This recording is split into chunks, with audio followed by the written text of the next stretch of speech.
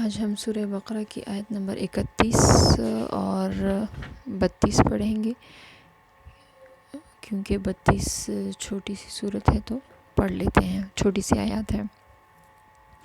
وعلم اور سکھائے آدم علیہ السلام کو الاسماء نام، کلہا سب چیزوں کے، ثم پھر عرضہم انہیں سامنے کیا، علی الملائکۃ فرشتوں پر، فقال پھر کہا، انبئونی مجھ کو بتلاؤ، باسمائہم یہ نام، ہؤلاء ان کے، ان کنتم اگر تم ہو، صادقین سچے۔ قالوا انہوں نے کہا، فرشتوں نے کہا، سبحانک تو پاک ہے، لا علم علم نہیں ہے، لنا ہمیں، الا مگر ما علمتنا جو تو نے ہمیں سکھایا، انک بے شک تو، انت تو ہے، العلیم جاننے والا، الحکیم حکمت والا۔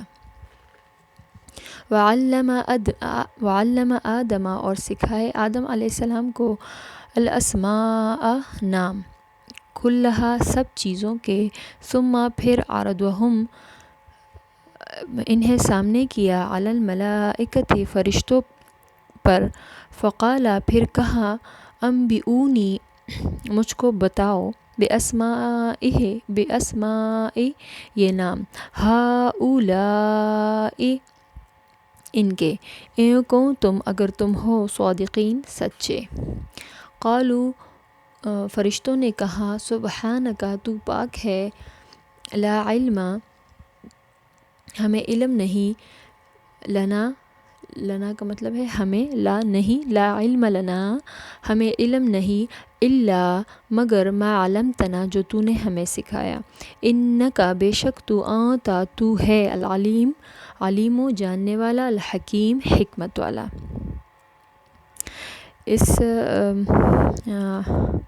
آدم کا لغوی معنی ہے خاک، آدم خاک کو کہتے ہیں۔ قرآن کریم میں پہلا ذکر انبیاء کے تذکروں میں سے پہلا ذکر آدم علیہ السلام کا آیا ہے۔ تو اللہ تعالیٰ نے آدم علیہ السلام کو سب کی سب چیزوں کے نام بتائے، اور وہ چیزیں تھیں جو عام استعمال میں ہوتی ہیں، اور پھر فرشتوں سے اللہ نے پوچھا کہ اب تم لوگ بھی بتاؤ ان کے نام۔ تو فرشتوں نے کہا کہ اے اللہ تو ہی جاننے والا ہے اور حکمت والا ہے، اور یہاں پر فرشتوں کو یہ نام نہیں سکھائے گئے، یہ فضیلت صرف آدم علیہ السلام کو حاصل تھی۔